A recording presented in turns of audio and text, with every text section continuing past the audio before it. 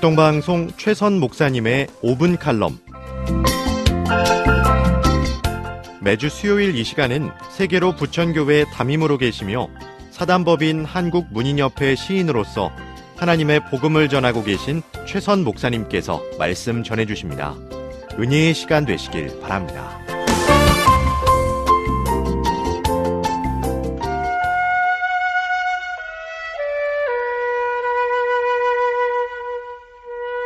(1948년 10월) 초에 한 젊은 목사님이 스위스의 어느 오래된 교회에 부임했습니다. 목사님은 부임하자마자 교회 수리 작업에 들어갔습니다. 그의 성탄절 예배를 아름답게 드리겠다는 일념으로 열심히 일했습니다.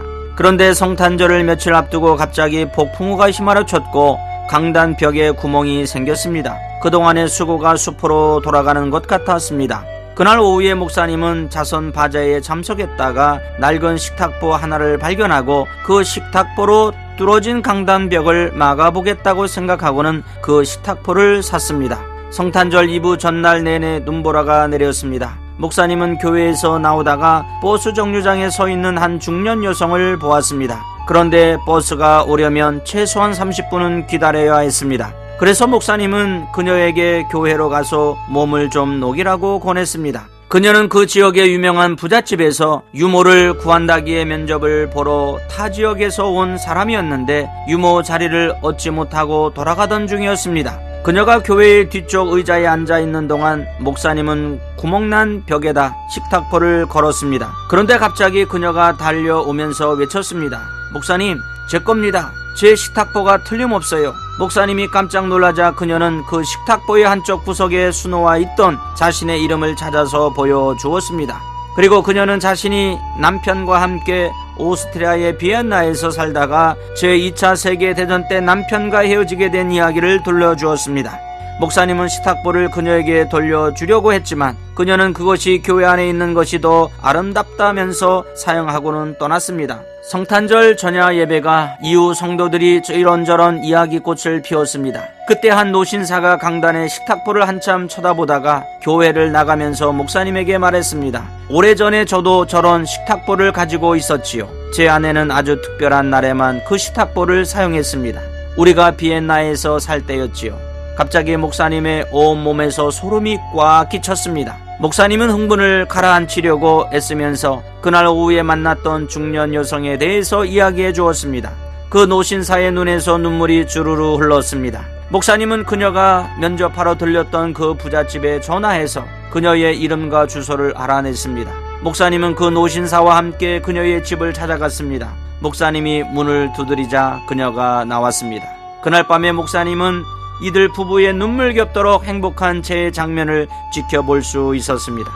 성탄절을 앞두고 폭풍우가 휘몰아친 것, 교회의 벽에 구멍이 생긴 것, 자선 바자에서 낡은 식탁보를 산 것, 버스 정류장에서 중년 여성을 만난 것 모두 우연이었다고 말할 수 있습니다.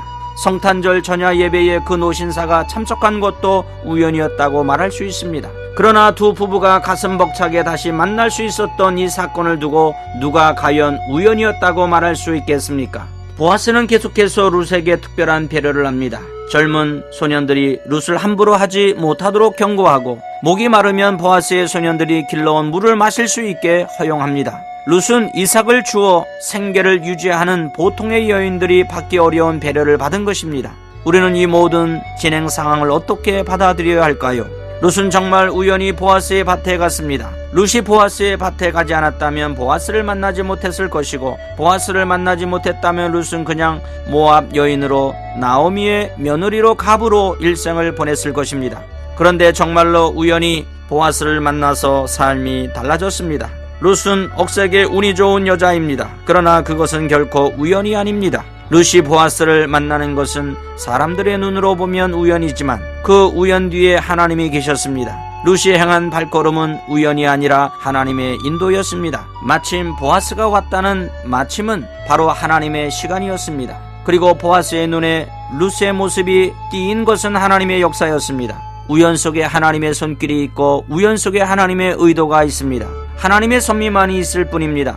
마태복음 10장 29절을 보면 예수님은 참새 2마리가 한 아사리온에 팔리지 않느냐, 그러나 너희 아버지께서 허락하지 아니하시면 그 하나도 땅에 떨어지지 아니하리라고 말씀하셨습니다. 그러므로 우리는 모든 일을 우연이 아닌 하나님의 섭리로 보아야 합니다. 로마서 8장 28절을 보면 우리가 알거니와 하나님을 사랑하는 자 곧 그의 뜻대로 부르심을 입은 자들에게는 모든 것이 합력하여 선을 이루느니라고 말씀하고 있습니다. 하나님의 섭리를 믿는 사람은 여러 가지 시험과 환난을 만나도 기뻐할 수 있습니다.